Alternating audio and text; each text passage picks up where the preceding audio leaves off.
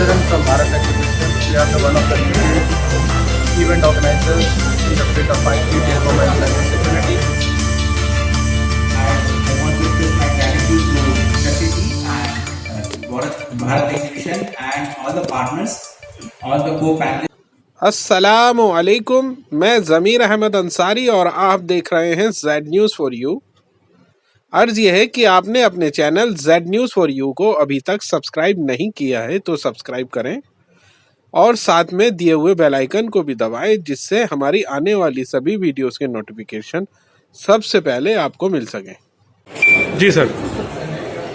Shashidharan from Bharat Exhibition. We are one of the leading event organizers in the field of IT, telecom and cybersecurity for the last 20 years. This event is focused on smart city, safe city and intelligent mobility. The reason for this is from smart city, the country is moving to a safe city and intelligent mobility. ये इसका theme है क्योंकि safe city होना जरूरी है। पहले city smart होती थी, आजकल सिटी का इंटेलिजेंट होना और सिटी को सेव करना बहुत जरूरी है। उसी को मद्देनजर रखते हुए हमने ये कॉन्फ्रेंस किया है।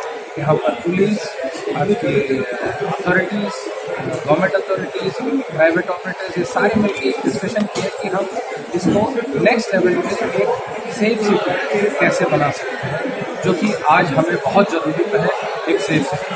धन्यवाद। Thank you. Thank you sir.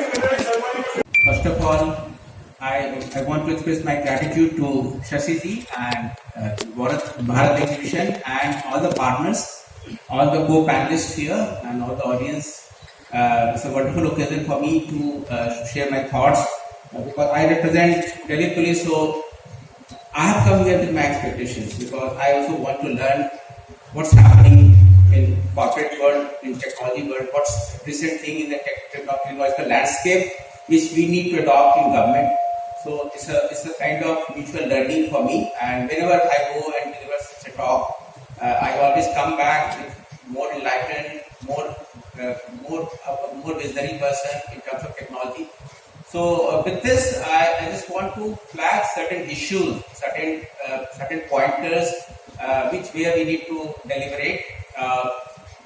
My background, I'm a BTech from ITK and recently I did my MTech from IT Delhi, and I did my research on predictive policing, published a couple of papers in international journals, and now I'm doing PhD on low resolution facial recognition. But that apart, I'm also in core policing. Also, I'm looking after safety project of Delhi Police. It's at the advanced stage of implementation, and also ITMS project, Intelligent Traffic Management System. Recently, we have finished our DPR, and very soon it's going to be implemented. Maybe a couple of months, the process will start. So the topic which was given to me to this panel is related to data security, cyber security, how that can be woven into the smart city concept, smart city infrastructure, whether smart city safety project or ITMS project. When we were implementing safety project in Delhi, and we have 10,000 cameras which are getting installed, and already we have 50,000 cameras. So we have in all 25,000 cameras in Delhi, and then we have the provision of upscaling to 2 lakhs cameras. And we also we have a project called Nigavan project, in which we would expect that volunteers, citizens can also come forward and they can share certain feeds which would be relevant for law enforcement perspective. Maybe so those cameras where they feel that that can be useful for policing. So this is a massive project, and I think first of its kind and massive in terms of scale. There are other safety projects also, but Delhi's project is bigger than others. Being capital city, in fact, we conceptualized this project, and once we submitted the DPR, it was felt that such projects should also be extended to other cities. And now in phase 2, many more cities will be covered. So coming to the project specific, which we are implementing, and the kind of experiences we have got while implementing it, lot of issues. But I will not talk about other issues because this is related to cyber security. So I'll just talk about cyber security only. camera, as you all know, that's an IoT device, and we have a couple of sensors also. We are installing gunshot detection system and PA system also. And in fact, the panic button is also in our scheme of things. And so, how to ensure that whatever we are doing doesn't go outside our infrastructure, our system. We have given very serious thought to this while designing our DPR and RFP also, and in fact, a lot of discussion has happened how best we can ensure in terms of cyber security, and all the important ingredient of cyber security is already there. But again, I would love to know more from other panelists and audience. If something which is required to be done, we can revisit and we can again try to put in place such kind of thing which is relevant.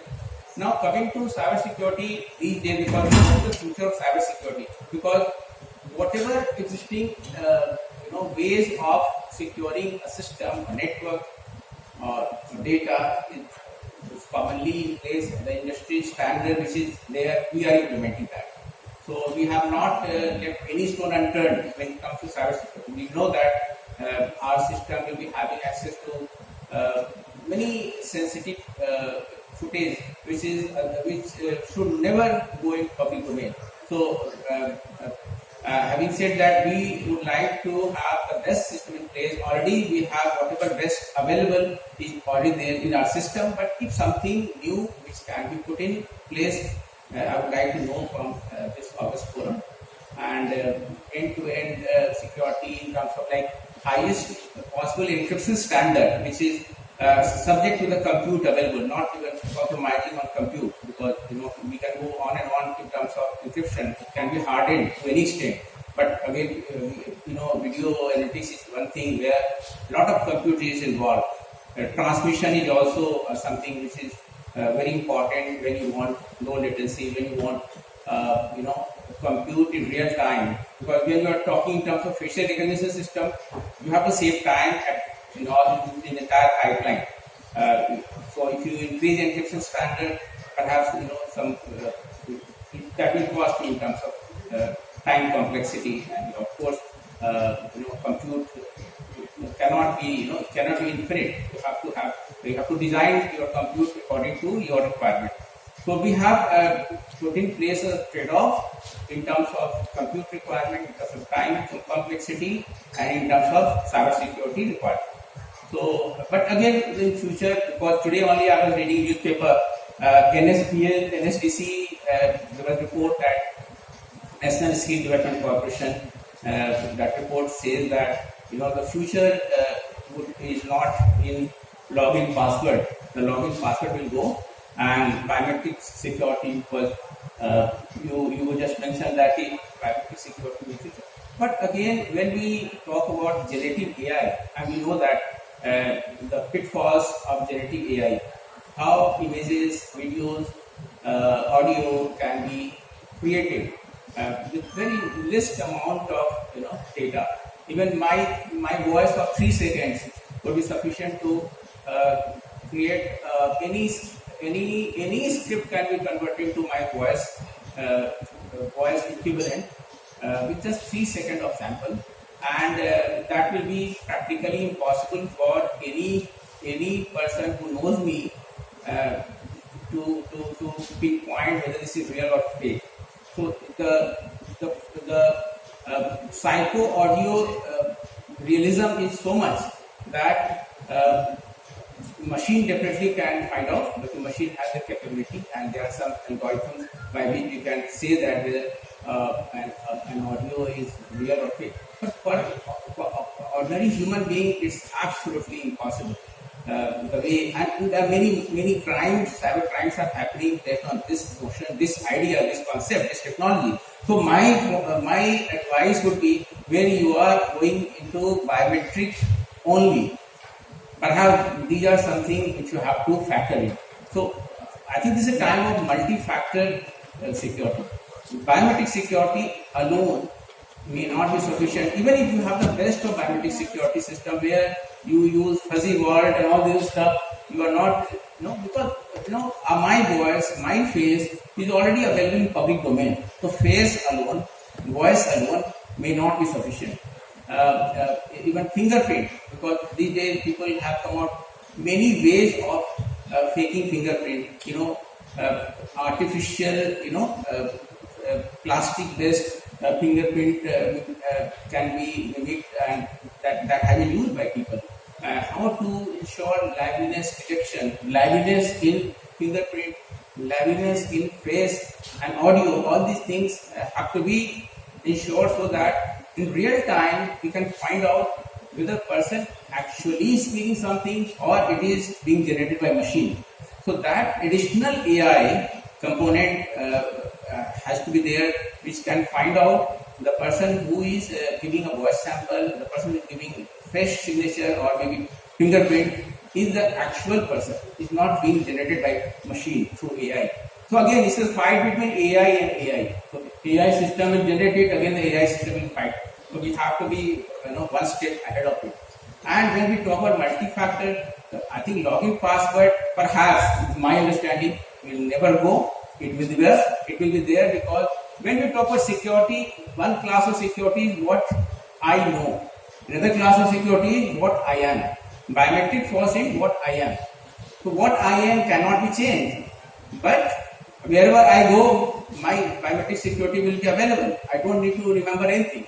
But the flip side is that the moment what I am goes into public domain, so anyone can, there are some checks, liveness detection, but again, it is, on one hand, it is very robust in terms of anywhere, anytime, biometric security will help you out.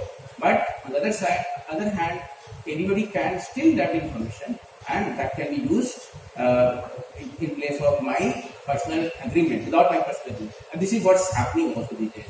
So login password, I feel, should always be there in combination with other security. And the third kind of security is cryptographic security, and that's again with quantum computing is just already this is a decade of quantum computing, we know that, and the way it is getting advanced, I think maybe in a matter of few years, every likelihood that the best of encryption will be prone for breach, and encryptions, the best encryption in terms of RSA algorithm, or maybe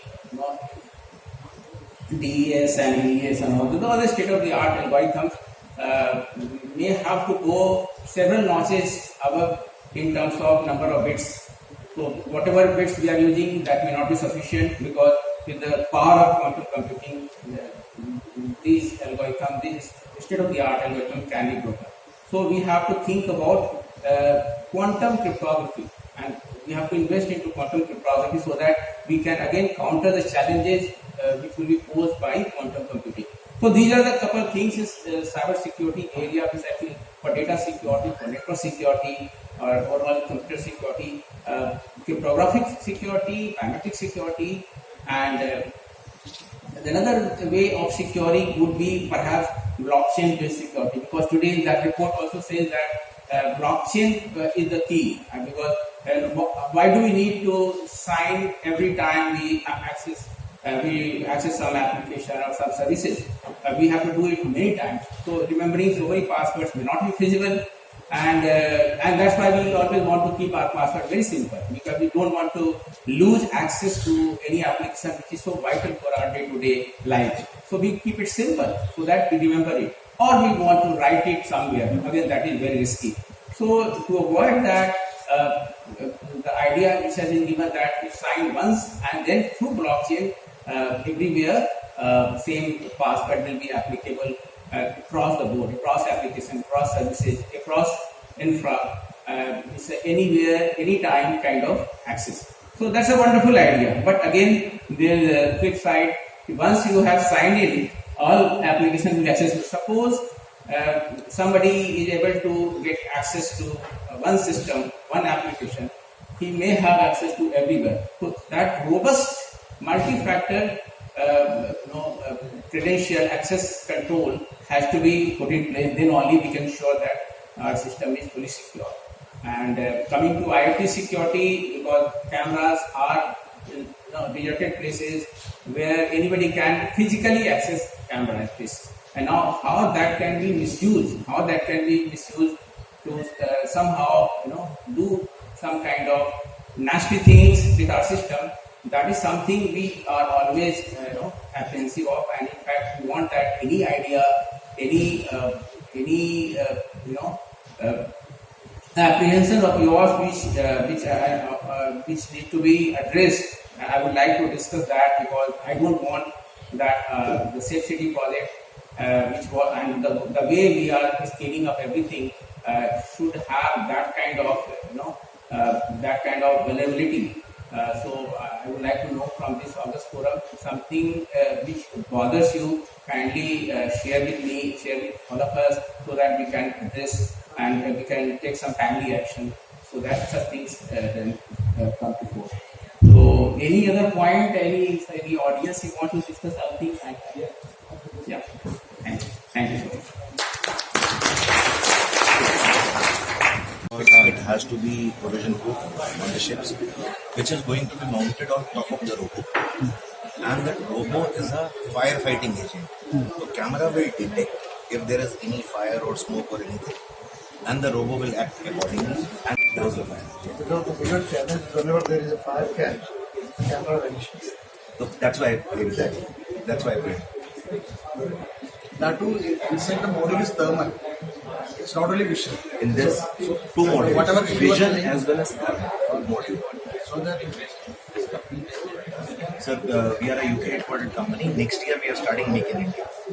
I think by end of first quarter or maximum by second quarter next year, our Make in India thing will be ready. whole assembly is being removed. As of now, everything is in. It's just 6 months away. We are just 6 to 8 months away. This is a paging microphone which goes into the control room along with this, basically. Which means control room, people can make an announcement back or receive the call from here on this. And it has a video, non-video, and different kind of speaker. These are your normal cameras, which are panic button. This is another small version of the panic button. This has a camera feature as soon as it is put.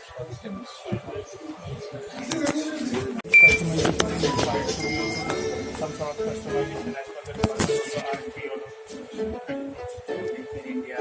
So we are in classic for the R&D. But price division has to, yes, everyone has to casually monitoring security products. They have the dashboard or the real dashboard. Cyber security monitoring process. चलो पहले हमारी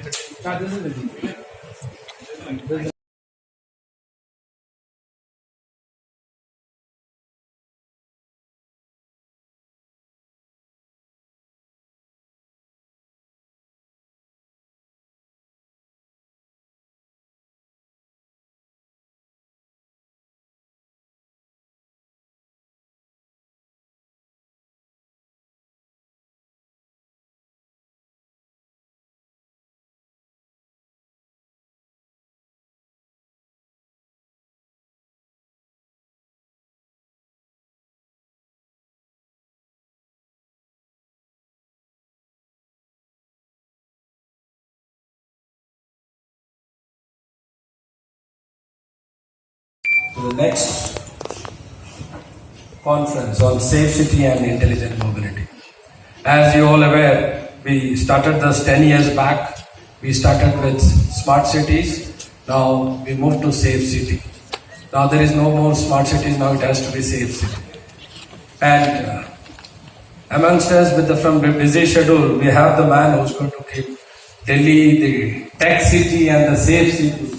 I welcome our guest of honor, Sri Shankar Jaiswal, IPS Joint Commissioner, who looks after the entire technical of the country. Sir, welcome to Safe City 2023.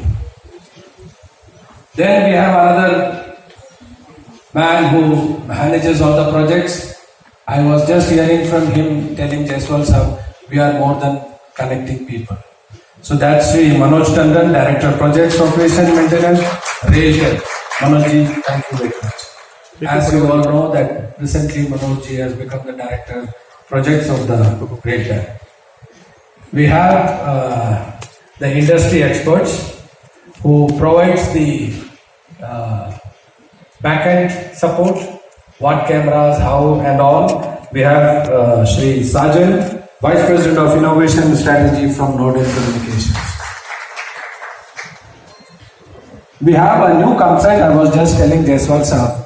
Now from OTP we are moving to voice KYC, which is a new concept, and I was hearing from him they have given a presentation passport and they are now moving to the POC with passport, which is voice KYC, and I was hearing from him that we have 156 kind of sound which come, so no one can do any hanky-panky business in voice KYC. So it's like you had the smart this thing. Now when you pay with the smart this thing, when pay, everybody started नहीं इसको ऐसे करके camera में हम कैसे payment करेंगे. Now I can simply say transfer 1,000 rupees to Sumit Chaudhary, my friend, it will be transferred.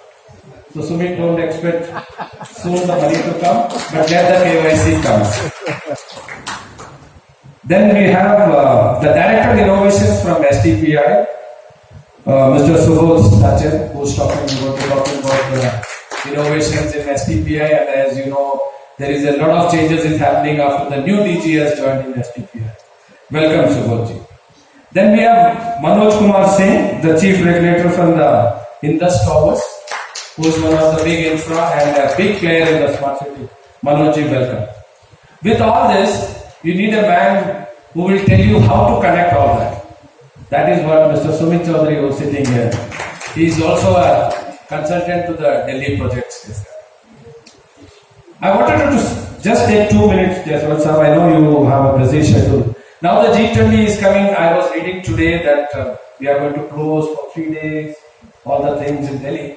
So where are we now? Because with all these new technologies, why we have to do that? I don't know. The government decision, I'm not here to challenge that, but we need to make sure that when the next Olympic comes, we have the freedom to move. The technology should be able to do that. And for that, we don't have to go by the L1, because all tenders, I'm not here to play a consultant between a vendor and a seller, buyer and a seller. But what I wanted to do is, if we do a technical one, team one, then we'll get a good technology. I've been telling this for the last 10 years, and Manoj has been telling that it's a government decision to go with the L1. But now I see there's a lot of changes is happening, because if it is now T1, because कोई भी नई चीज जो Peter England की shape और Elon Soni की shape में फर्क तो है. So we need to go with the T1 so that we get the good technology products and our city and our country is safe.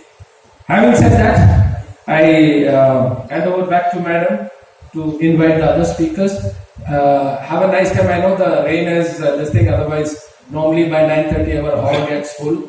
I hope in another 10-15 minutes people will be able to reach. There is a jam. I keep on getting messages that there is a lot of traffic jam, but indirectly I'm telling Jaiswal have to look into that also. Thank you.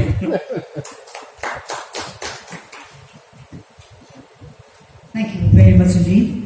And with that very nice build-up and welcome of all our eminent.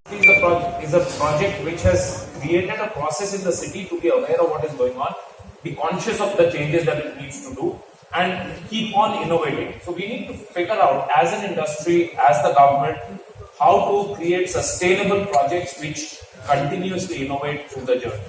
And I think that is what this whole project is all about. And when we look at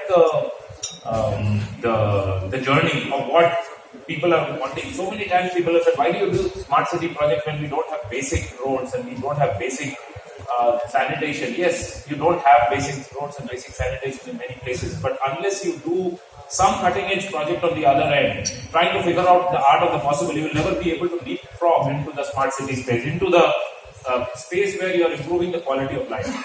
So when we started the ITMS project for Delhi, the Commissioner of Police had big room, as because everybody was sitting around, and he said that I have got only one goal for Delhi ITMS, Intelligent Traffic Management Project.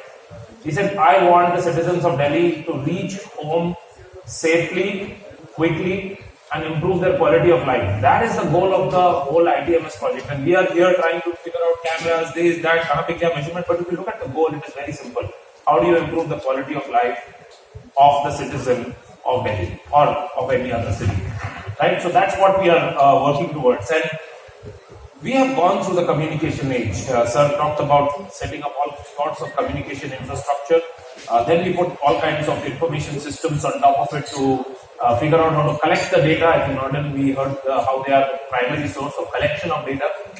But when you start putting coordination on top of it, we are in that space, we are in that age where we are falling in the communication, the coordination age, where you start making man and machine coordinate with each other. The camera is saying something. Did the policeman land there on time before somebody had to dispatch? Can we create that coordination between the camera and the policeman on the corner? That we haven't yet finished. Right? We are putting cameras on the side, then it has to go somewhere, somebody has to put an alert system in place, somebody has to put a committee in place, and then some cop in the street will get called for doing something. By that time, the crime is over, the issue that you were trying to track is over. So we need to get into this whole coordination of digital transformation of between safe city, smart city to look at the coordination issue. And I won't go through the details of that. And to create this smart, smooth thing, we need to look at people, we need to look at process, and we need to look at technology. So when we did the project, we were just not looking at the thing that which camera to buy or which software to buy, which solutions to buy. How do you design the seating arrangement in the command center so that the process of handling a traffic system gets handled? How do you create processes and layers of thinking around? How deep can you go into the thinking to put this coordination between man and machine together? That's what this was about. And when we look at this over a very long period of time, right? Next, we did a paper for the DCP on 2047 plan for the city. What should the city do? It was about 20-25 year plan. We looked at many things and smart mobility. This project, this session today is about smart mobility as well. So if you take a look at it, you're looking at improving the flow of traffic, reducing congestion. Some of those are obvious, right? Creating green corridors. How do you create green corridors? It sounds easy, but you can do it once in a while. You can't do it, just as Sashi was mentioning before. Just because we have 3 days of G20, everything has been shut off. It is not even a green corridor. It is like a football field that will be created. Everybody, you shut off everybody. That is not the way to handle traffic. Sorry, we need to be able to handle green corridors within the operating environments of the city. We need to be able to handle dignitaries of 20 countries without stopping the whole city, right? We need to figure that out. Then we have got the VIP movement, which is sort of part of that whole same situation. Improving accessibility. People who are not being able to use their feet, they are on wheelchairs, they are not being able to walk the same path as you and me. We need to create accessibility for everybody. That means conscious thinking of where staircases are, where sidewalks are, how to create opportunities for them. If they are driving the car, why should they park? Then obviously junction improvement comes in as part of that whole thing. And all of this will reduce fatality. So part of our objective was to reduce fatalities in the city. So we looked at 100 junctions in the city and looked at how many traffic accidents are happening, why is it happening, how can we put structures in place such that the traffic does flow but it becomes safer. It's very easy to put a speed breaker and reduce the speed of traffic. That is not the way to manage traffic. There are multiple other ways than to put speed breakers to manage traffic. Right? So you need to be a whole brain thinker to solve some of these problems instead of the obvious one that people are going fast, therefore put a speed breaker. People should go fast. That's not a problem. Design streets so that people go fast. Right? Don't let people come in the way. Create structures so that the people who are walking on the street are able to still walk and do what they were trying to do without having to come into the speeding traffic. So there are multiple ways of solving problems. That reduces accidents. And then finally, when nothing fails, then traffic enforcement becomes obviously traffic regulation and then traffic enforcement. Enforcement becomes an issue, and all of you are probably 100% of you in this room probably would have got one challan or the other. So you will know that is one system in this whole country that is working very efficiently because it is collecting revenue from you. That is the only sustainable part of the whole smart city, safe city all city projects that have happened is challan collection from citizens, right? And I'm absolutely to be blamed for some of those implementations. And safe city is not just about putting cameras. I think we need to get away from this whole concept of saying safe city matlab or put another 10,000 cameras. Sorry. So, we have to look at, sir, also talked about infrastructure security, digital security, personal security, environment security, healthcare security. You look at security in a very, very different way when you look at your quality of life. Right? So that's the whole intent of looking at safe city in a lot more holistic manner than just doing a project in which I've done a command center and I've put 5,000 cameras on the street. Right? That's not a safe city project. And then parking. I've got a little picture out there, don't worry about the picture, but parking is going to solve 50% of your traffic problems. We actually block traffic across the whole country. Our streets are of adequate length, except that half the street has gone away in parking. Across the country, I have now traveled to more than 60 cities, 70 cities over the last couple of years doing my projects, and I can tell you safely that even tier 2, tier 3 cities, the biggest problem is not having adequate parking, and us as people not following any parking guidelines that are there. We are unable to walk for 20 meters and park somewhere else. Absolutely unable. And also because good parking is not available, so we park wherever we want to park. So parking is going to solve a lot of the problem, and smarter technologies are coming in place. Smarter ways of creating these parking technologies are coming into place right now. And obviously there are ways to measure things like looking at the congestion index, looking at volumes, looking at capacity, the number of people adopting public transport, road safety. All of these things are matrices that we are tracking, that we have put in place, that are being tracked today. When we look at the city, that we're looking at all the digital security, personal security, environment, everything. Into these 5-6 lenses: technology, process, organization, the communication. What is the policy? Half the time we stumble upon it that we want to do it, but the policy and the rule and the law doesn't allow us to do certain things. And then finally the regulation, right? And looking at it from the wider whole brain thinking around these two concepts of safe city and mobility, we look at the vision. First is, do you have a vision to get there? And I can tell you that people do talk about the vision, people do write the vision, but what we don't see is a sustained owner of that vision over a long period of time across the country, across any project. You need to have somebody who has a vision and is willing to stand by that vision over a long period of time. We have breakages in this vision which causes the friction. So we need to look at that. How do we do contracting? As we talked about L1 tenders and P1 tenders. There are various ways in which both contracting can be done with high quality and adequate cost. We obviously are a country which cannot throw too much money at a problem. How do you do design? We don't allow good collaboration between teams. It is like so hard. Our contracts are so hard that we don't allow open flow of the Safe City project and the IDMS project today. I will tell you, they have had only 3 meetings in the whole year. Why? I'm sorry if that was a confidential thing, but I told you. It's just stupid. We need to work together. We need to have common ways in which we work together. We need to have common data centers. I mean, I had to force the issue with them to say that at least have the same sorts of infrastructure so that we don't duplicate. We don't repeat the same mistakes as we have done, or we actually repeat it and be more efficient. We don't allow efficiency. By trying to be contractually efficient, we are operationally inefficient. Right? So, how much are we losing out on that? Implementation, monitoring, breakages, all kinds of problems that happen. So, you need to start thinking about this whole thing in a holistic manner to achieve the goals of the thing. And we have created this plan in 2047 for them. We looked at what they need to do between the Safe City project, the ITMS projects. How do you manage people? How do you manage the communication around all of these? So you don't need to read all of that. All I'm telling you is there is a plan. There is a way to achieve these goals in a long period of time. And thank you, Sashi, again for inviting me, and everybody in the dais. My apologies for taking a quick shortcut and getting out. I have another meeting that I need to go to. Thank you so much.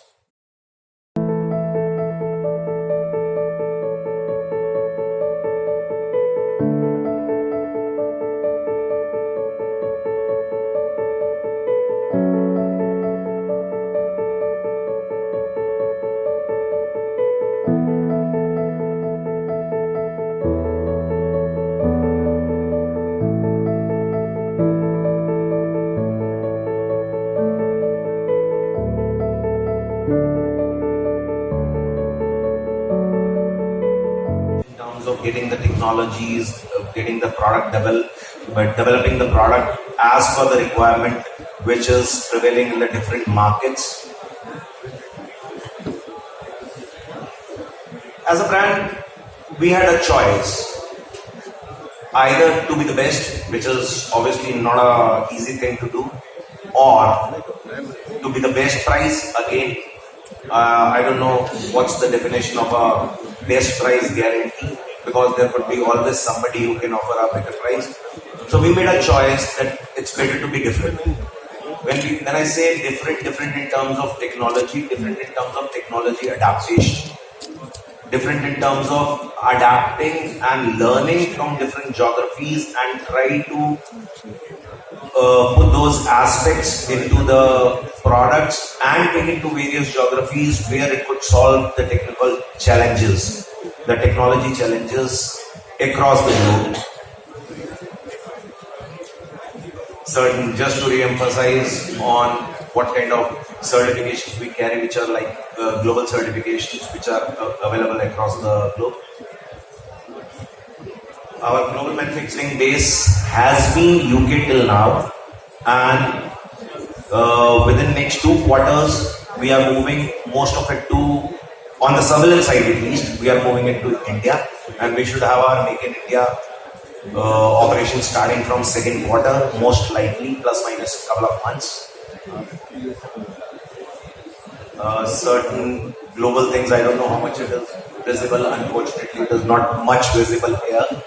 So, but these are certain case studies which are spread across the Middle East region, to the Europe region, to the India and Southeast Asia. Coming to our subject, the safe city scenarios. When we are talking about the smart cities, safe cities, making the environment more safer, smarter, which means finally it should have some impact on every citizen's life, on day-to-day activity which they do, be it surveillance, be it the public addressing system which we are into, where it could be the general public announcements, it could be the dedicated announcements in a particular region. Like, just an example, Delhi witnessed flooding a few weeks back. Obviously, those kind of zone-based announcements could help to divert traffic, could help to evacuate, could help to, thereby impacting the general person living in the city on day-to-day mode. Similarly, with the surveillance, it is not only just a question of enforcing something, but proving as a deterrent also for antisocial elements, proving deterrent so that thereby making life easier, or alternatively, like we have been talking about in the first panel, sir was talking about the ITMS project, and Shashi sir was talking why do we have to close down during G20? Why, with technology intervention, why can't we have something in such a way where people can move around also and the delegates don't have a problem? So obviously with those kind of technology interventions, we can always create green corridors, we can create different right to way for things, so that everything doesn't have to be a standstill for this particular thing. Obviously we are still slightly away from that, but I'm sure within few years we can see all these interventions coming. A typical diagram, what it goes in whole of the city and the environments.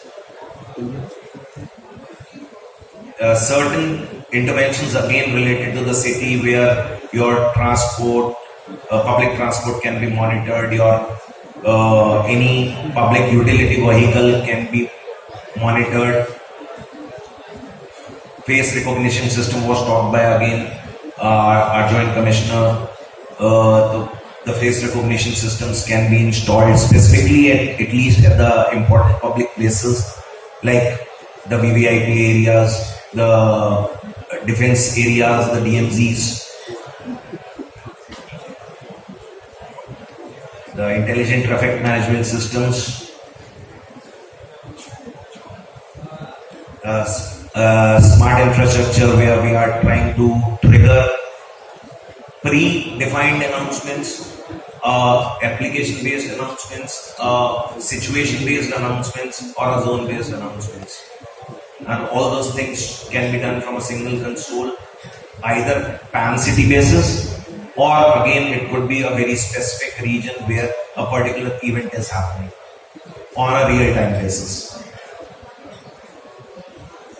Certain products, I will not get into the products too much, just to emphasize the kind of products which can cover these applications. Just to brief this, we are talking about cameras which can optically view up to like 800 meters or a kilometer during the night. And when I'm talking about somebody viewing, I am talking actually going up to that much that it can read the number plates of the vehicle in the night nearly 800 meters away from a camera. So which means very long distance. We don't need to have that 50 meter or 100 meter range to capture those number plates. We can go, obviously there is a cost involved the moment we move towards more distance and long coverages, but there is option available at least.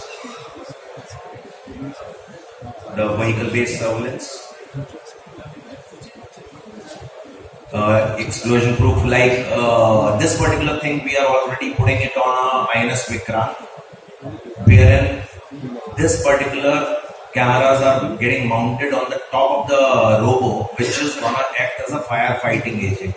Because if you remember a few months back, we had heard about a fire breaking out on one of the INS ships, and to douse the fire there were a lot of manpower involved and there were people who were injured.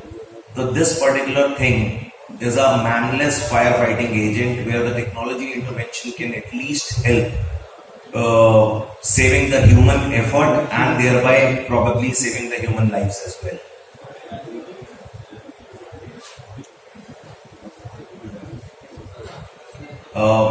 As I said, we started from the cabling thing, the whole passive infrastructure, be it on a copper, fiber, your end-to-end cabling, including fire-resistant, fire-sustainable cables, but I would not take time on that, but something which is beyond the normal cabling, which is the AIM solution, which is the intelligent infrastructure management, automated infrastructure management even on passive where, because we always used to refer passive as a passive infrastructure where it doesn't have intelligence.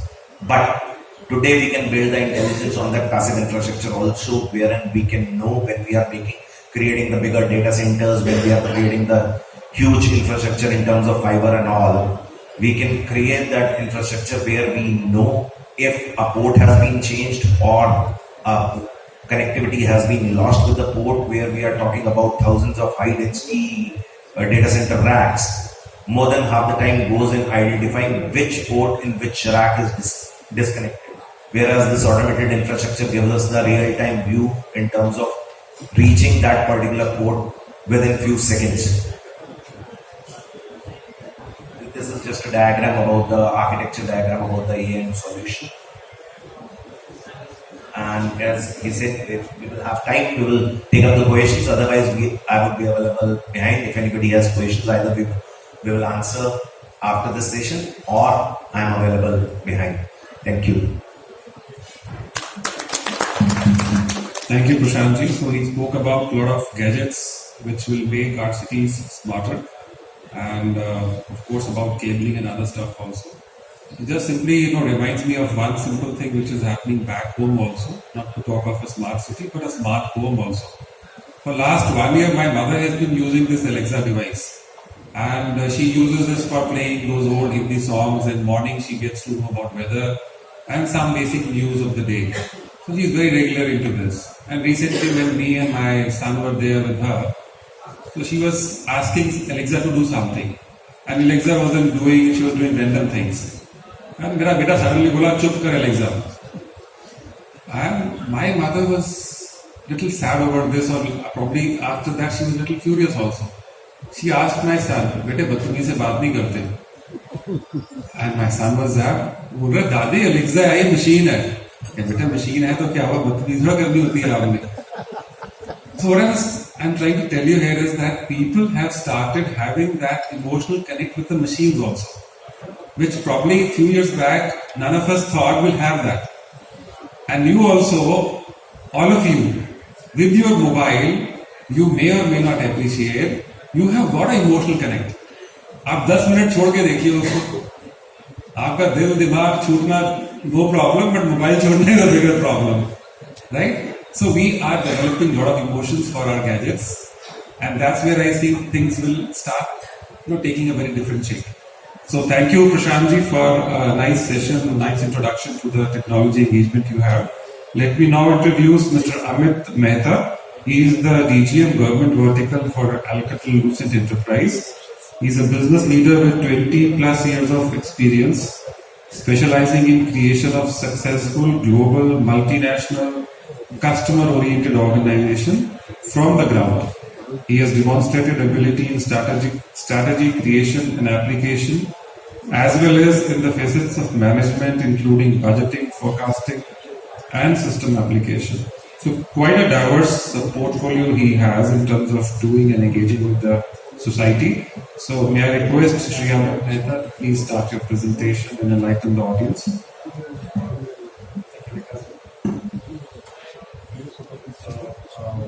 Basically, we work on the until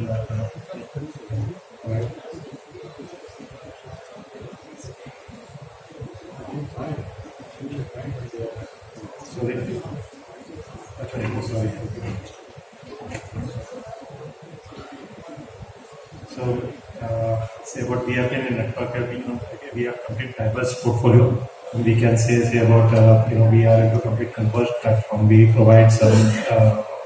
It's Alcatel-Lucent is a very renowned name based out of France, Columbus, about 100-year-old plus company. We have acquired Lucent sometime 25 years back and some around networking resources.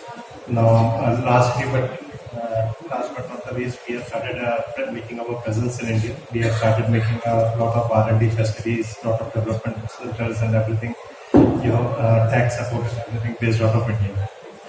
So, good strength in India, and we are trying to, just to enhance the Modi ji's Make in India portfolio and everything. So we are just trying to work that out in India. So we have a lot of diverse customer portfolio and a lot of we have been working in India say about for the last 25 years now, and we have been able to make up a lot of presence over a lot of government portfolio besides smart cities and safe cities portfolios as such.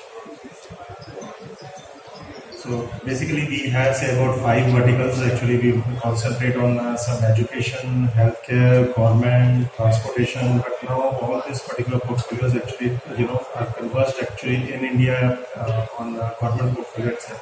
So we have been working with a lot of these portfolios, hospitality portfolios as well.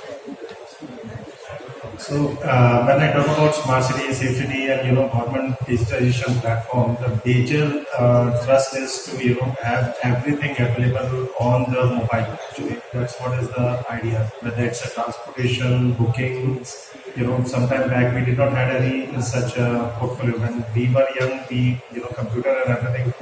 We it was a pleasure to have a computer right now. But now without mobile, with everybody out there having smart transport, smart education, smart retail, smart healthcare, smart hospitality, everything we have started building out, and the idea is just to have everything on the mobile itself.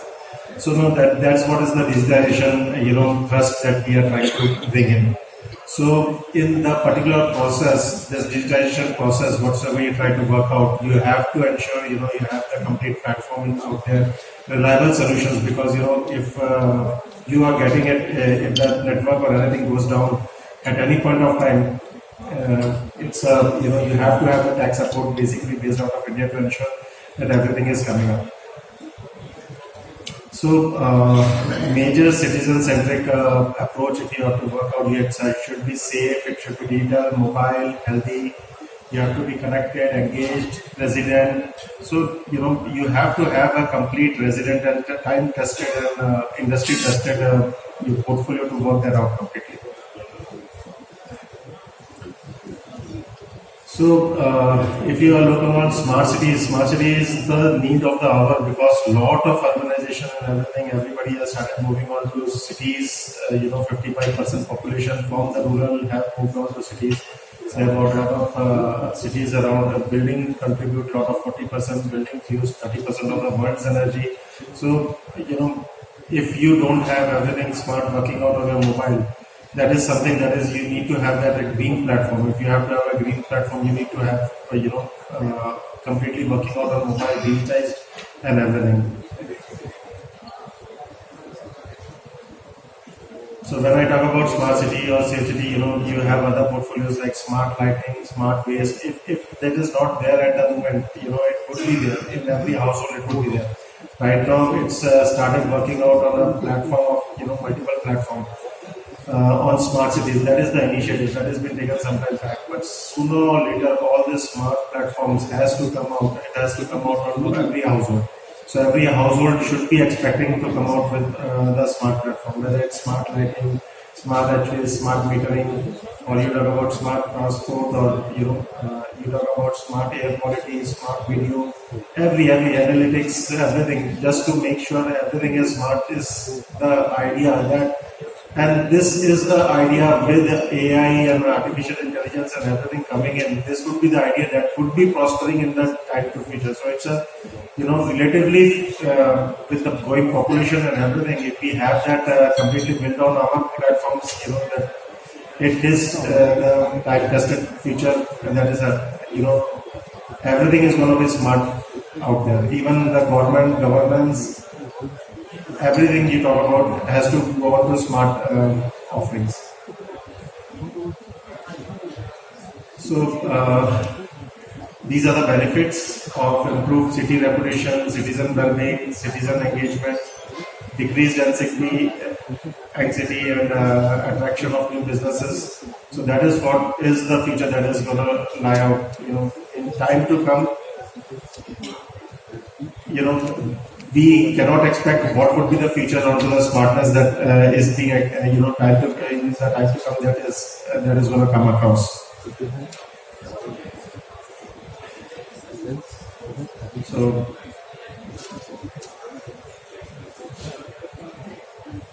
with pandemic, terrorism, with people asset protection, urbanization, all this. Safety is with all the things coming into security is the another stuff that has been rolling out into that has to come into. Key security features happen to be harassment, accident, violence act, incident, all that feature is security, and that is something this is the particular aspect of the safe city solution that is required. So these the particular forum which we are talking about is more on the safe city platform. So these are the key things that has to be addressed, and this has to be addressed on a real-time basis. There has been incidents, which has, in Delhi. If we are having this sort of incidents in Delhi, this is getting noticed. But if you are talking about the rural areas and everything, these type of incidents has not been noticed. So safe city, when we are talking about, has to come out with almost every city.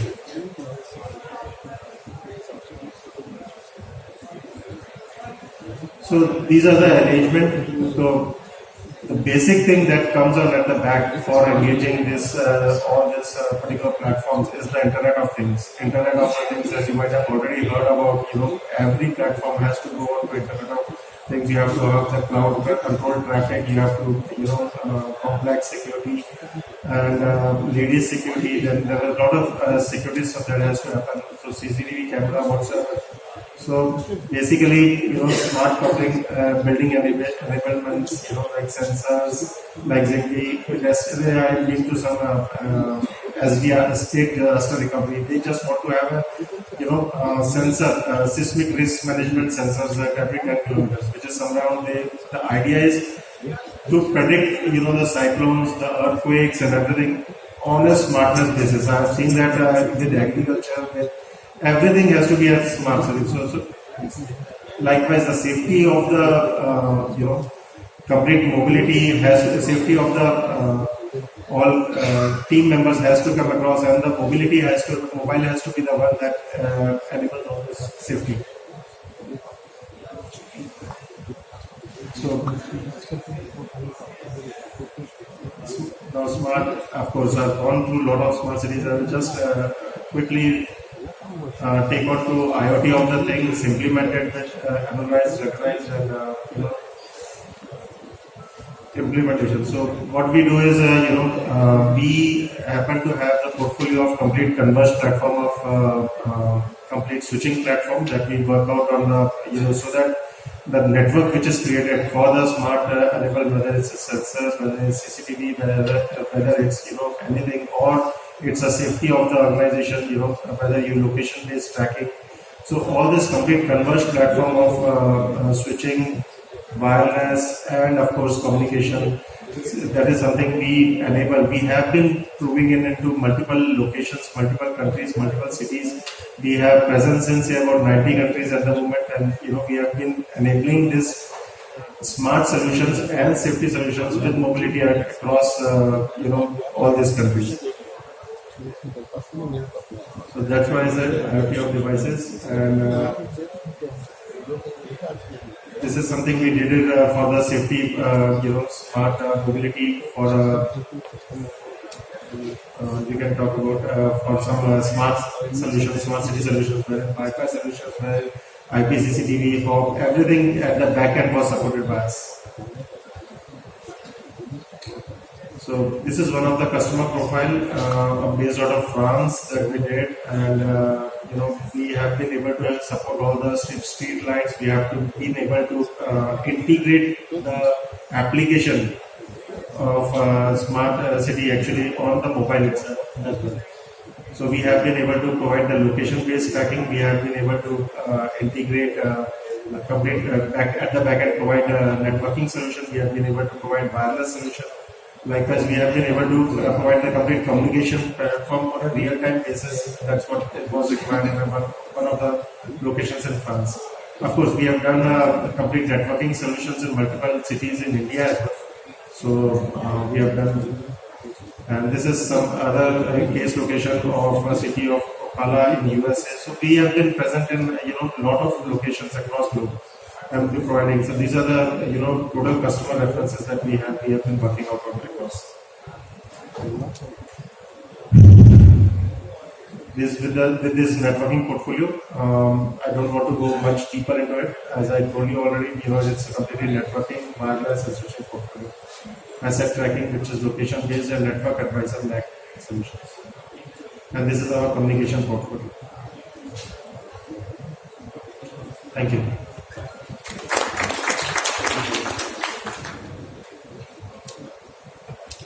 Thank you, Amit ji.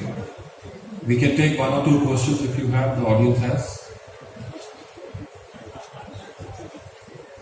Okay, I have a question for you.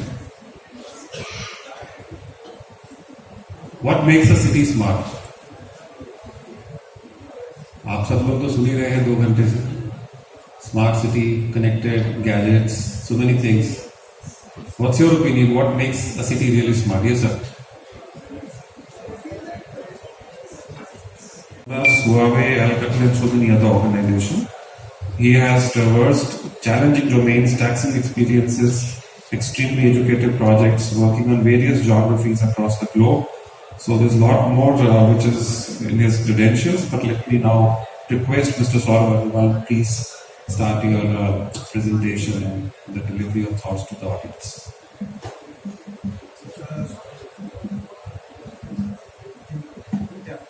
Good afternoon, everyone, and I want to thank Mr. Dua for this small introduction. And it's a great afternoon, and we are, as a country, we have, spent a couple of years, almost 8-9 years, when we have started the thought process around smart cities, and the evolution of smart cities has been great in the country.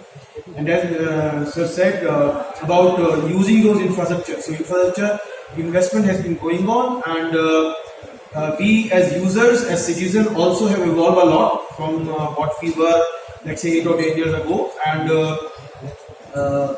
as a country, when we say smart cities and smart mobility, the users, end users, the citizens experience and their level of as users, as I want to say, that has evolved. And As a company, also we see that lots of investment has already gone into this, but we need to move on to the next level of utilization and extracting value out of the investment which has gone into all of this.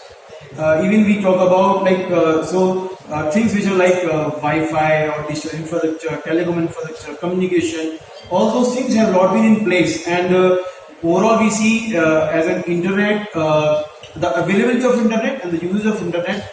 Overall, the index of the quality, everything has moved a lot and very leaps and bounds across the country. And as Sir said, villages. Today we observe that villages are very big and very apt consumer of such digital infrastructure in the country today. So when we talk about smart city and smart mobility, we need to now move to the next level, wherein lots of smart steps has to come, and the maturity of the digital infra in the country is coming up. And as we see in next 5 years and so, the Indian economy is going to boom from today wherever we are, and in next couple of years we will see leaps and bounds of the progress that we come across. And as a company, TechBridge, we are in the forefront of innovation, and we are presenting here today two very important aspects of the investment which has gone into the smart infrastructures across the country in cities and mobility. That is about asset. Millions and billions of dollars converted into lots of rupees had been invested in all of this infrastructure which has been created across in multiple hundred smart cities, and more so, like a lot of safe cities is there, a lot of smart cities are there, a lot of mobility is there. Now in that scenario, the asset. So we have brought up two concepts of one is integrated service management system, where we are trying to extract value out of the assets, and also drone-based asset management, because lots of people, public safety has to be taken care of, and with that we are giving here solution for enhancing asset management, which is through integrated service management and drones.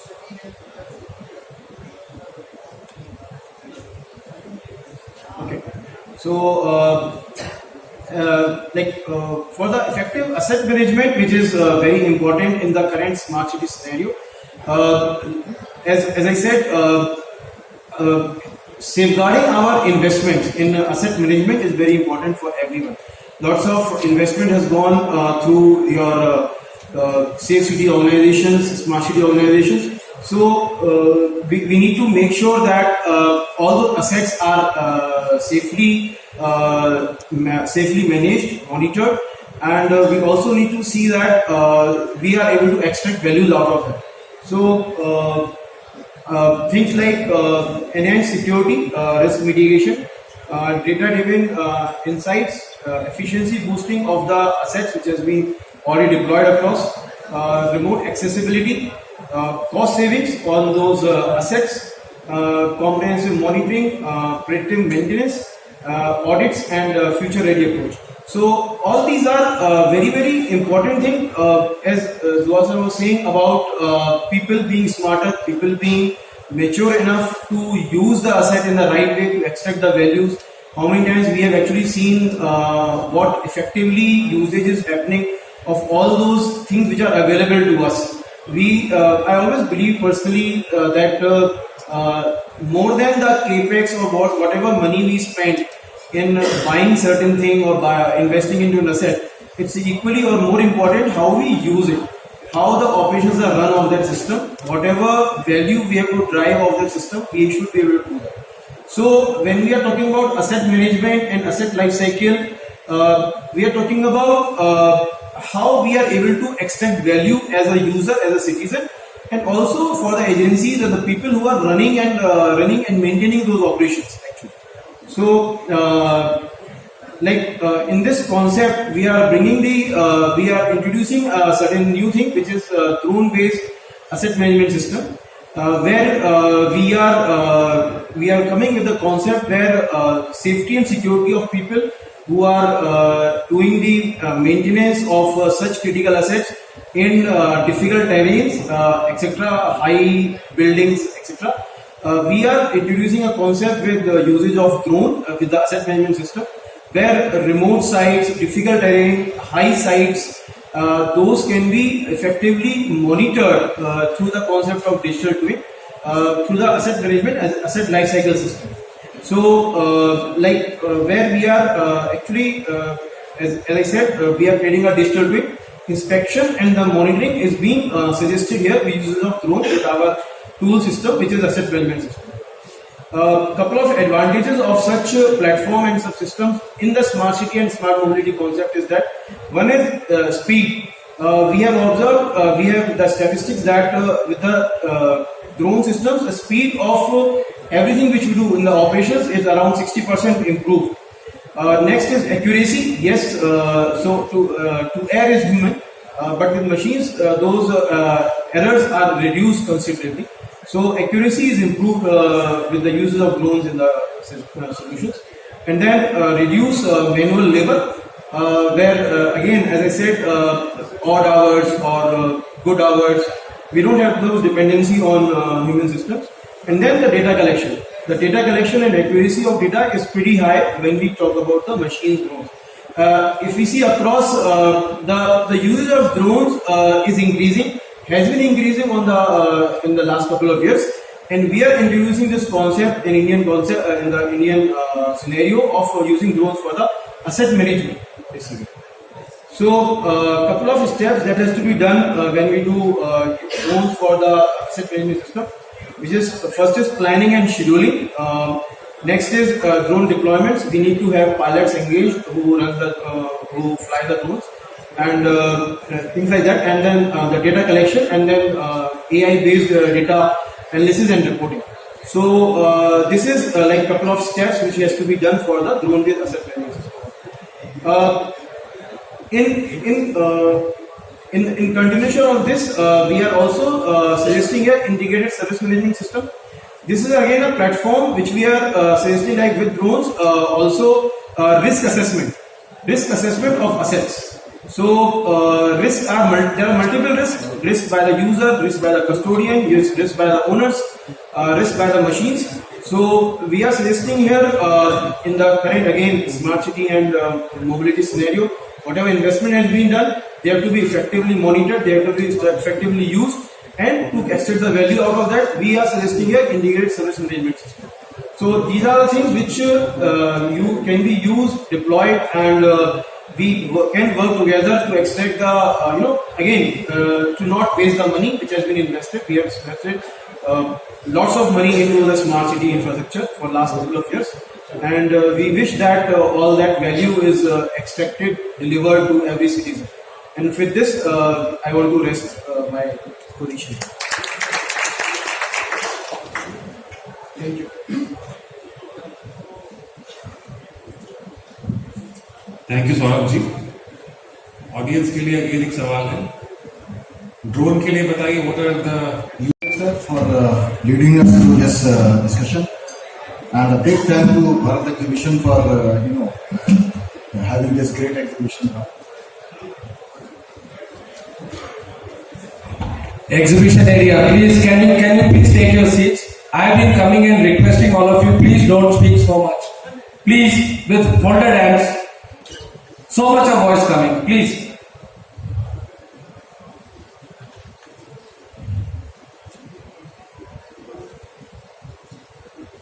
Okay, so to start with, good afternoon everyone. I am Sarvesh from Confrence Networks Private Limited. We are into structured cabling solution and we manufacture most of the things here in India only. So it's a kind of make in India company. Around 70% of our offer is coming from structured cabling. So here I am here to speak on the cabling part of the networking part of the safe city and smart city. So we'll just take it. So as we understand, there are majorly 4 attributes to a city to be smart. First, of course, is surveillance and monitoring. Second is your connected apps, like various apps which are available, Aadhaar and name it. There are so many of them. Third is, of course, the dialogue between people and media and the governance. So that is through media and people engagement. And fourth is, of course, your security that will take part in that. Now, from there, if we look at it, these all are diverging onto data center, where all the data which is accumulated from these kind of attributes are getting into data centers. And we in the cabling industry, or the people who are from structured cablings, actually play the role of the data writers. Like you see the role of people who are paying for Zomatos, they are writers who are taking your stuff from one place to your endpoint. We do the same thing for data. We ensure that the data from your various touch points, your cameras, your sensors, your other devices are getting into the data centers and vice versa, going from that data center to the touch points. So that is done through the cabling.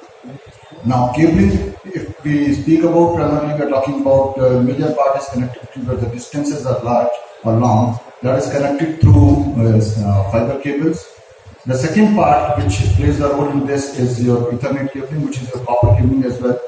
And then the third part, which is there is power over Ethernet, which actually ensures that the power is also conducted through the data cables. Now, of course, fiber optics, the cabling part inside the fiber optics is used for distances which is more than 100 meters.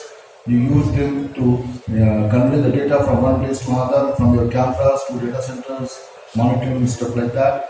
Then comes your Ethernet cablings, which is mostly used in the data centers, wherein the copper cabling is used for high-speed data between the servers and from the servers to the switches. The third part is power over Ethernet. As I told you, this is for running the data on the power on the Ethernet and running the power on the Ethernet, so that when the locations where you cannot supply power or cannot have a separate source, you can use the Ethernet cable as well. Other points, if you look at it here in the cabling solutions, is not only about having the product. The most important point is having a complete cabling infrastructure which is manageable. You have good cabling management, and also you have proper redundancy planned. And apart from the redundancy, another major important aspect is the scalability of the network. As everybody was sharing that new and new applications are coming, new and new services are getting delivered, more number of people becoming part of the smart city. So then you need the scalability also very much important. And that's where when the cabling is planned for a smart city, it is important to look or assess the scalability requirements, the redundancy requirements, and along with that, the integration requirement of that. How you integrate the complete solution for a smart city. So it's a kind of large scale thing which needs large scale planning, and also the deliverables has to be timed accordingly.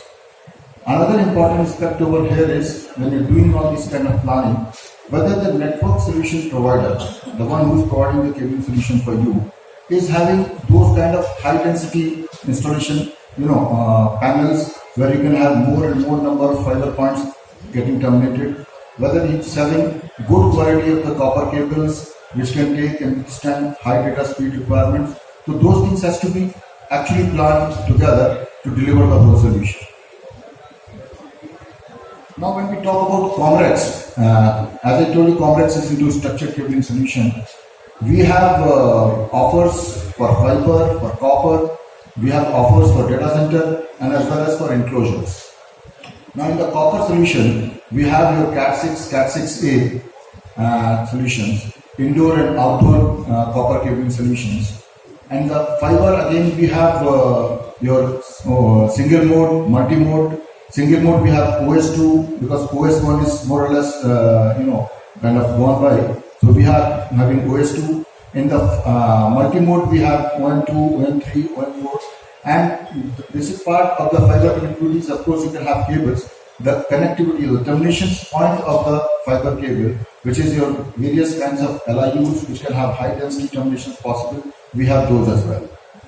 In the data center part of it, we have your 10 gig, 40 gig solutions available, MPO cables, MPO trunks, which are connecting your various data center points between the servers and the switches and servers and the servers. So we have those kind of solution as well with us. In the enclosures, we have networking racks. Now, in the networking racks, we have your floor standing and also as the cabinet racks over there. And these racks are primarily for the support of the networks, which is required for the data centers. Now, what makes it different? Then we have so many other, people who are providing these kind of products and all. If you look into our copper solution, apart from taking it, talking about the Cat6 and Cat6 solution, we add on to that the value proposition which we bring in the copper solution is that our copper cables, we are scaling from 0.55 gauge copper cable, which is again 23 AWG only. 23 AWG has a band of 0.55 to 0.57. We have cables which are having 0.55 as well as 0.57 gauges. So why these gauges are important? Because you have more copper, then the noises will be less. Your data carrying capability will be very high, and the commitment which you give to any customer through these cables, that of course it will be performing and having 3 dB or 6 dB or 7 dB kind of gain, that stands committed to these kind of quality features which are available. Again, on the connector side of the copper, we talk about that. On the connector side also, we have 50 micron gold plated connectors. In the industry, you see that is the upper notch anybody will be trying to touch upon. We are starting from there. All our connectors in the patch cords and in the copper RJ45 connector as well as information outlets, all of them are 50 micron gold plated connectors. So that is used because of course you want to have less noise in the network and you want to have quality data throughput. That's what we provide for. In the fiber, as I told you, we have single mode as well as multi-mode, indoor as well as outdoor solution. In the outdoor solutions, all our fiber cables, we are talking about FRP rod over there.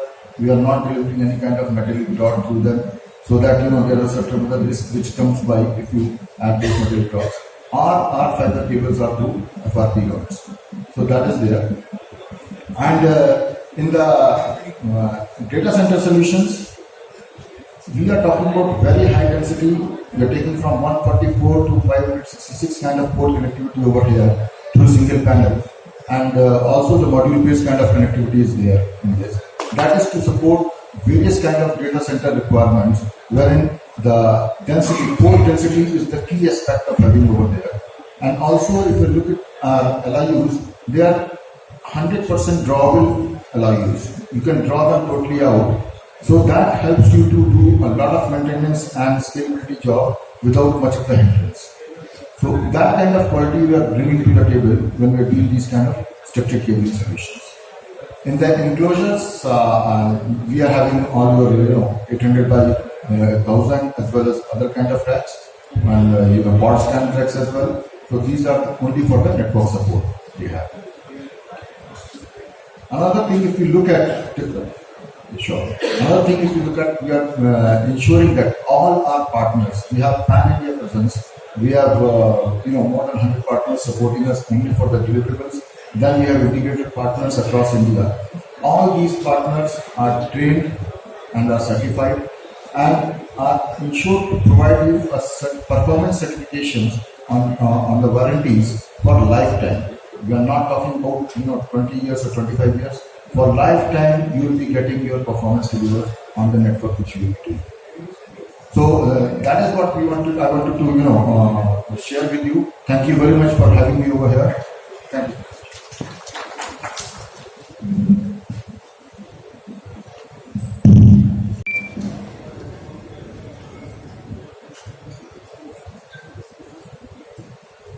Thank you so much, Divak. Really appreciate. So I'm going to be the key person between you and lunch. So I'll try and keep you awake and not, away for a very long time from the food.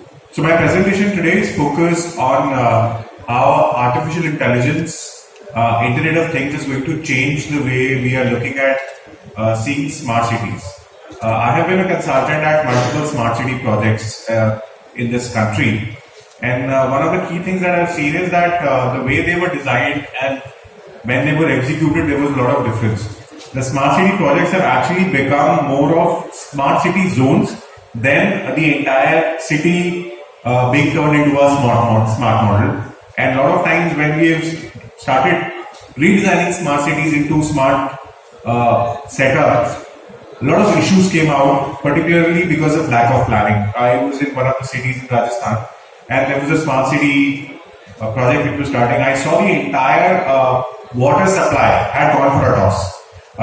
So when we're talking about doing smart cities, I think one of the key components is going to be IoT, because sensors are going to play a very, very important role where you're fetching the data from, right? We've seen that AI is coming in big use right now.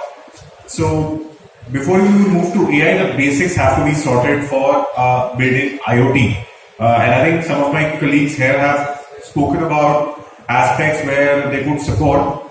But planning plays a very, very important role. In a smart city, the biggest role is of an architect and the engineers, because unless they don't design and monitor, it becomes really difficult to implement, because on the PPT it looks like, wow, fantastic. But on ground, things change drastically. So, Internet of Things is going to change the way we are doing work. Unfortunately, in our country, a lot of IoT gets imported from China, which is one of the key issues. And we have seen that some of the government agencies have decided to today move towards indigenous manufacturing of IoT devices, or move to other countries like Taiwan or from the US. So secure IoT is going to be a very, very important aspect as we move forward. So IoT is going to change the way we are looking at communicating today. Right. So this was the Kevin Ashton who spoke about IoT. That he said that IoT is going to empower everybody. Today we are using a lot of devices. Anyone can give me any application of any device that you are using for IoT? किसी के पास कोई device है which को आप relate कर पाते हैं कि हाँ वो IoT के लिए यूज हो रहा है? Anyone in this room? Lot of things. Right? I know everyone is wearing a smart band, but smart band के अलावा anyone in the room who is using IoT device? Anyone? Wow. There's nobody who's actually raised hands. Yes, sir. Carpet cleaning. Oh wow, that's a nice use case. Sir, you also spoke, sir. Can we get a mic for one of the audience? Anyone else who's using an IoT device? Yes, sir. Smart lighting. Smart lighting. So, sir, आप smart lighting use कर रहे हैं अभी? You're using smart lighting. Okay, so we've got a use case for smart lighting. We've got a use case which is there for carpet cleaning. Anyone else? Camera. Smart cameras. Home surveillance. Smart cameras. Smart. Are you actually using it? Yes. You're using it. Okay, so we've got 3 use cases for Internet of Things. Anyone else? Pankaj sir, आप use कर रहे हैं? We are using it for smart buildings. Smart buildings. Also process automation in industry 4.0. Industry. Fantastic. Thank you so much. So we've got 5 use cases on Internet of Things. Yes, sir. I'm using my refrigerator and AC for Internet of Things. They are Wi-Fi ready. I can switch on and switch off from anywhere. That's amazing, sir. I think you deserve a round of applause for it. That's really nice. Because a lot of people have said that they are using it, but I've seen a lot of people fail. If you're able to do that, that's phenomenal. Yeah, I'm changing the temperature of my fridge depending upon the weather outside, sitting from anywhere. Okay. Before I reach my home, my AC is already on for the last 15 minutes, so the room is cool. Okay, that's really nice. I wish we have more people like you. So we've got at least 6 use cases. Anyone else who believes Internet of Things is being used by him or her? और कोई use case आपको? Yes, sir.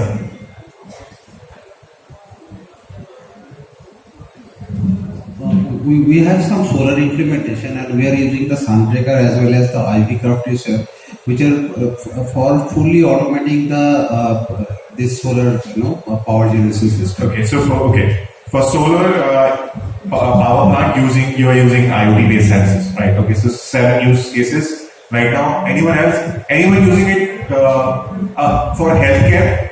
बहुत सारी healthcare की smart machines आ रही हैं. And they have IoT devices and sensors built in today.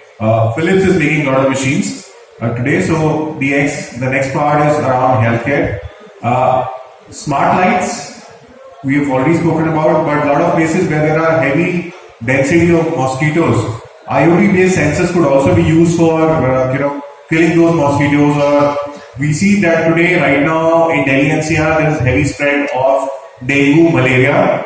Now IoT could be a one-based solution where some of these spraying which needs to be done, that can be done using the IoT-based sensors, right? So it has tremendous amount of application. Even for G20, if you were not to shut down, IoT devices could really help us figure out what could be possible routes which could be used. Because today everyone is just using Google Maps for commuting, and the more number of mobile phones are there in one region, you figure out, okay, there is traffic.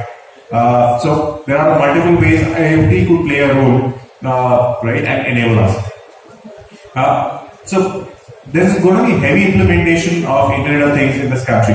And as we move forward, we will see that today a lot of devices which are integrated with IoT will enable smart manufacturing. So there's a term which is called as IoT manufacturing plus use of AI. So there is going to be a lot of use cases today. So right from machine to machine communication to using various sensor based to industrial IoT. That's going to be the game changer for the country. A lot of companies are today moving to something called as smart factories, where there is use of industrial IoT as we move forward.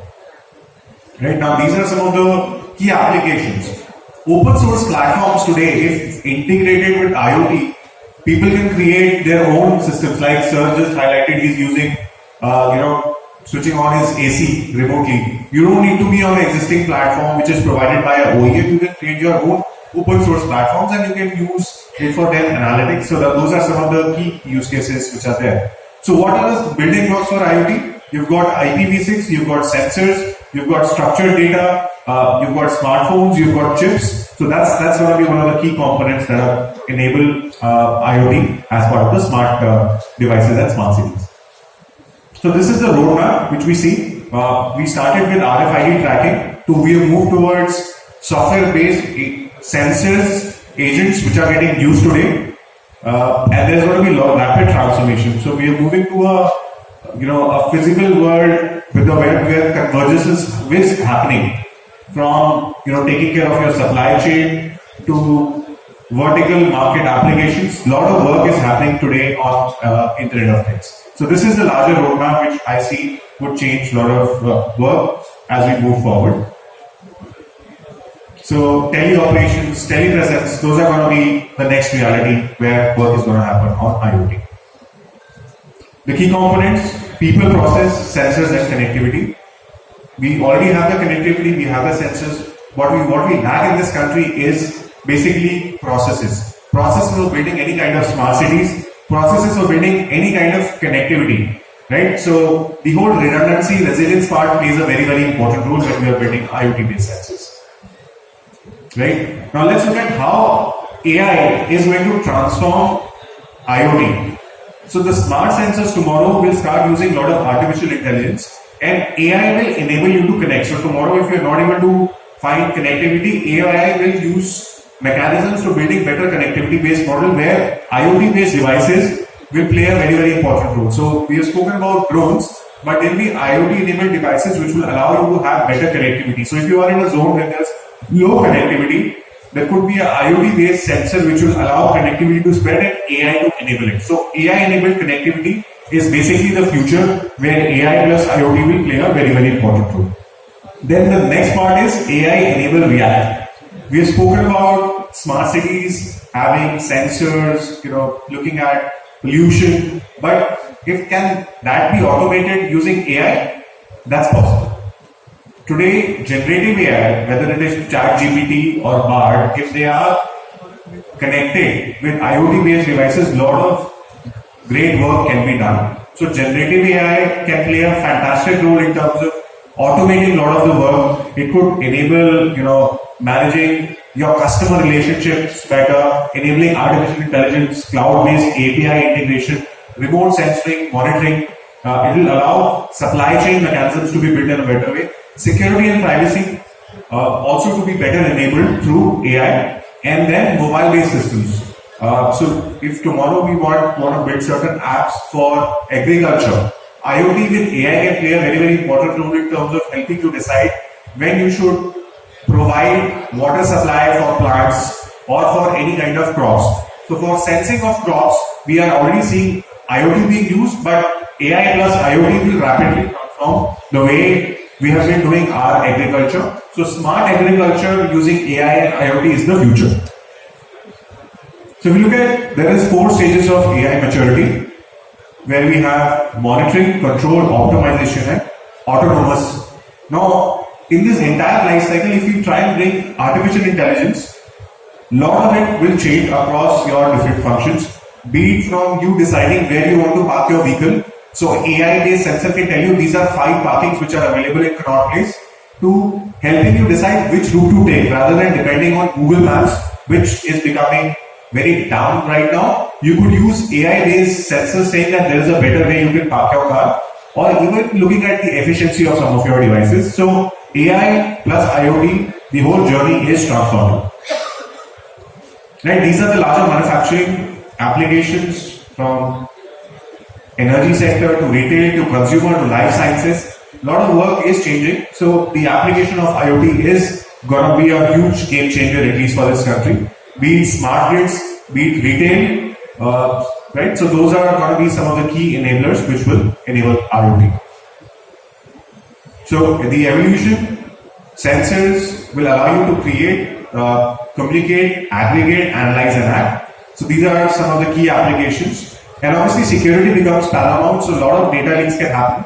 So securing IoT, as I've told you, we will require baseline. I think the Department of Telecom has already built a standard on Internet of Things, but a larger framework which the industry could use for securing IoT is something which is the need of the hour. So any kind of devices which are inputted, both at the software level, even at the hardware level, we require certain amount of baseline security to be defined. So this is a concept called as security by design, which requires to be implemented in India right now. We have already seen that NIST is doing a lot of work. There's a NIST cybersecurity framework which has come out right now, and there's a lot of work which is being done on taking public consultation around this. Last concept is on smart cities. Smart cities obviously is the final aim for us, where AI and IoT could play a role. Structured health of buildings, waste management, your air quality, your noise monitoring, your traffic congestion. I think traffic congestion is one of the key things. City energy consumption, looking at how smart parking can be done, right? And smart lighting could be done. Have you heard of this company called as Park Plus? Anyone heard of Park Plus? Right? What are they using?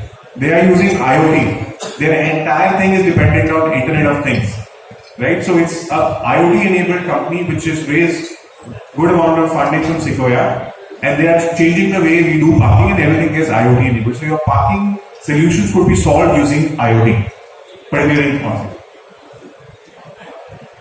This is my final slide, where we are talking about how AI plus IoT will change the way we are looking at smart cities, right? Be it your outdoor parking management, be it your environment monitoring, be it waste management, be it particularly your crowd sensing if you are trying to host anything, be it your guidance to parking, right? Traffic management, or even monitoring river. We recently saw floods which had happened in the Yamuna river. If we have better systems deployed, right, when to redirect water supply to other places, that can completely be solved using the IoT-based sensors. I think that's something which is the need of the hour. I'll leave it here. These are some of the components. If there are any questions, happy to take right now, or happy to talk offline. Thank you, Mr. Kumar. Back to you. Thank you, Kinesh. AI-packed, IoT-packed presentation, and I'm very sure that